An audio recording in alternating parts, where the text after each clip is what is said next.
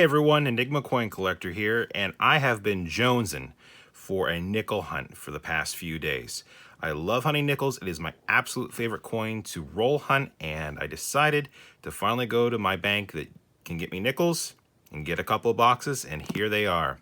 Now, the last time we hunted this bank, we did get 2 Silver War nickels and a 1939 in awesome condition. So I'm excited to see if we're going to have that kind of success with these 2 boxes. Interestingly enough, they have 2 different codes. One of them is my usual 6450, which is pretty common in my area, but the other one is this other label here. I don't know if you can see it. I think you can. It's got March 24th stamp on it, and it's inspected by number 2. So different kind of stamp. So these are probably from 2 different sources, although I'm not sure. So we're going to go ahead and do another box battle series here. We're going to call this box A, and we're going to go ahead and call this box B. So we're going to put these 2 boxes against each other and see which one comes out on top in terms of points. If you don't know what kind of coins they're going to be searching for to get points, we're going to be looking for buffaloes, we're going to be looking for Civil War nickels, foreigns, 2009s, errors and varieties, and that's all listed here on the map below. I also set aside all the 40s and 50s and give those points as well. So, which box do you think is going to do better? Go ahead and pick your box. I'm going to put a link in the video right here so that we can poll and see which box is going to get more votes, or you can leave a comment below. So which one do you think, box A or box B? All right, hopefully you had time to cast your votes. We're going to go ahead and get things set up and get started with box A first. As always, I like to do a live opening for everyone when I get the chance. Pretty easy glue job. And I don't see anything out of ordinary. I do see a bunch of mixture between shiny new nickels and circulated nickels, so that's good. But no buffalo enders, no war silver enders. Time to crack open the rolls and see what's inside. Roll number 1, literally the 3rd coin in, and this is a 1959, so that is going to get us some points. It is from Philly, and it gets box number 1 on the board very early. Well, after that fast start, box number 1 took till roll 11 to get its next find. It's going to be a 1946 out of Philly, 1 year off silver, and hopefully this box gets it into gear. Roll number 14, and we've got our 3rd find of the box. It's another 1941, minted in Philadelphia. Roll 15, and we've got another 1959. So we found 2 59s and 2 41s. And this one is minted in Denver. Roll 16, and we've got our first foreign. It's from Canada, of course. 1983. Roll 17, and another 1959 out of Denver. Roll number 21, and we finally have our next find of the box, our 4th 50s of the box, 1954 out of Denver. Roll number 24, and we've got our 3rd 40s of the box, 1940 out of Philly. Roll 25, and this just looks old. I'm betting it's old. And it's a 1942. Doesn't have that big mint mark. They made Silver War nickels in 42 and non-silver. So this is a 42 non-silver minted in Philly, but we're getting closer. Let's score some silver. Roll 26, and yet another 1959 out of Denver. Roll 27, and we've got another 50s. 1958 out of Denver. Roll 28. And we made 5 cents by getting a dime. If I can get it. It's clad. But that is a 1984p. That is a dime. That is worth double a nickel. So we made 5 cents in that roll at least. Same roll as that dime, and we've got a 1946 out of Philly. Leaving a spot for that silver we're going to find, hopefully. Roll number 30, and we've got a 1955 out of Denver. Had there been no mint mark, that would have been a semi-key date, which would have been real nice. But it's not. So we'll keep on going. Roll 32 had a ender of sorts in 1959, again, out of Philly. Roll 33, and we've got our sixth 40s of the box in 1941. I believe that is San Francisco. I will double check. But I also see our second 4 into the box, another Canadian from 88. That's nice. And we also found an 09 a while back, so starting to heat up. Hopefully that trend continues. Roll number 38 has what I think is a metal detecting find. I don't know if you can make out the date. I think you can. That is a 1939. No mint mark, as far as I can tell. It is corroded heavily. I don't think there's any mint mark there. I will double check just to be sure. But that is a 1939 second year Jefferson in the box. Roll 39, and we have another find. 1956 out of Denver.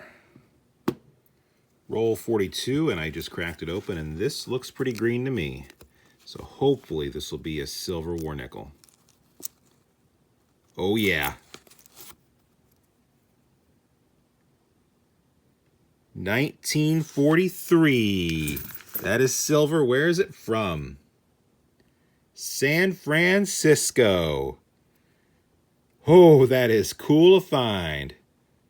1943 silver war nickel in the box. It took us a while to find it, but it counts. And that is definitely going to help out this box. Awesome. Glad we saved a spot for you. Roll 34 and another 40s. 1941 out of Philly. Same roll. We've got a 50s. This is a 1953. And this is going to be, I believe, number 10 for the box. Roll 48 has another 1959 for us, this time out of Denver. I already had to flip this around to check the date, so I know there's no mint mark, but we've got another 1939 nickel in the box. That makes 2, and that is pretty cool. And I will be checking for the double die here at the end. Well, box 1 is done, and I pretty much know that that box is going to be below average for my nickel boxes. We did have the 1 silver war nickel, which was nice, but we ended up with 2 from the 30s, 7 from the 40s, actually 8 including the war nickel, 11 from the 50s. The dime doesn't count for anything, but we do have 2 foreigns and an 09. So if the next box, box number 2, is an average bank box for me, it's going to take this battle. Let me move everything to the top so we keep inventory of what we have in box 1. Let me wash my hands and get set up for box number 2. All right, we're all set up. If you picked box 1, you might be feeling a little bit nervous right now. If you picked box 2, you should be feeling pretty good about this. But you never know. That's why we hunt the boxes. That silver war nickel popped up right near the end. And let's see what we got here. Good mix of different nickels, both newer ones and older ones, so I like to see that. I don't see any buffaloes. I don't see any silver or anything interesting on top. Let's just hunt the box and we'll see which one comes out on top. Just like box number 1, box 2 isn't wasting any time. Roll number 1 has a find. It's a 1946 out of Denver. Roll number 2, we've got a 55 here. No mint mark is a semi-key date. It's a Denver, but it's still a find. Roll 3, and we've got another 1955. Can it have no mint mark? It's a Denver. Still goes on the board. Roll 4, and I see another green coin. Is this a silver war nickel?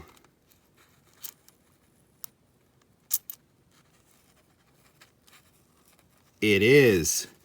Very faint there at the top, but that is a Philly mint mark. Oh yeah. What year? 1943. That means we can check for a 43/2 doubled I and over date. I will do that, but that is roll 3, and we already, sorry, roll 4, and we already have a silver war nickel in this box. Let me check for those two things, and if it is, I'll bring it back, but if not, we'll keep going. But that is a silver war nickel. Roll number 8, and we've got another 40s. 1949 out of Philly. Roll number 9 has a 1957 for us, minted in Denver. Roll 10, we have a 1946 out of Denver. Roll 11, we've got a 30s nickel. First one of the box in 1939. Can we get a mint mark? Nope. But that still is a cool find early on in the box. This box is really good. Roll 12. I had to do a double take when I saw the date. Look at this nickel. I'll show you the date. That is a 1938. Now, watched a lot of videos from Rob on RobFindsTreasure, and the key dates have the mint mark. And usually when you find them, they look really nice like this because they've been in an album for a long time. So I'm very hopeful that we could have a key date, 1938D or 1938S. Very hopeful. Either way, this is a fantastic looking 1938. All right, let's find out together.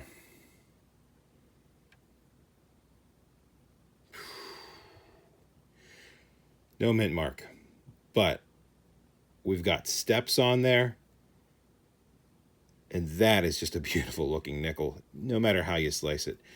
A very gorgeous 1938 with steps in a roll. Very nice. Same roll, a few coins later, and we've got another 40s. It's a 46 out of Philly. A few more coins later, 1957 out of Denver. Roll number 19. We've got another 40s here. 1940, minted in San Francisco. Roll 20 had an ender. It was a 1941 out of Denver. Very nice. Boom!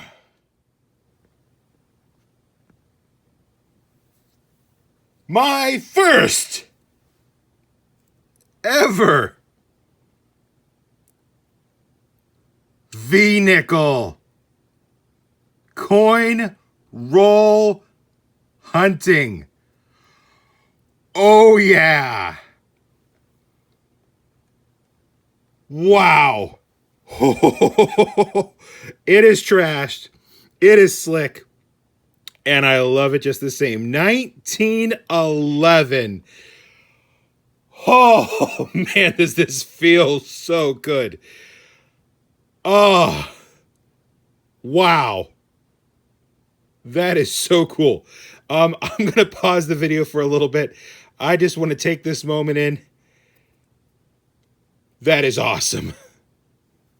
All right, I've calmed down a little bit. Sorry about that. Sorry if I surprised you with that video clip. I just really didn't think I was going to find a V-nickel for a long time. This side of the coin is very, very worn. This maybe is G4, maybe G3. Very little details. There's not going to be a mint mark. You could see, well, it's a 1911, so I don't think there would be a mint mark. But just the fact that I was able to find my very first V-nickel really psyched me up. Wow, that is so cool. This box is going to win for sure. We're not even halfway through the box yet, and I'm excited to see what we got left in it. So let's just get back to the hunt. Roll 24. Still coming down off of finding that V-nickel, and we had an ender. The date was facing inside the roll, so we wouldn't have known, but it's a 1958 D. Roll 25, guys, and this box is blowing my mind. This is a 1976 S proof nickel, which means that this box has produced a silver, a V nickel, that awesome 1938, even though it wasn't a key date, and now a proof. All we really need is a buffalo, and we have found just about everything you can in a nickel box. But that is a 76 proof in the box. Wow. Rule number 29, and we've got a 1941 out of Philly. Rule number 30 is a 1954 minted in Denver. Roll number 32, got a 1948 out of Philly, and if it was an S, it would have been a semi-key date, but not this time. Roll number 35, and we've got yet another 40s, 1940 out of Philly. It's going to make 9 in the box. So I'm a little embarrassed. We're on roll 37, and I missed a silver by the edge. Now, I get a lot of darker toned coins in my rolls. That looked like a metal detector find to me, or just a heavily tarnished one. And it was tarnished because it was silver. I laid them down, and the date popped right up, and I knew immediately it was silver. 1945. I have not checked the back. Let's see what kind of mint mark we have.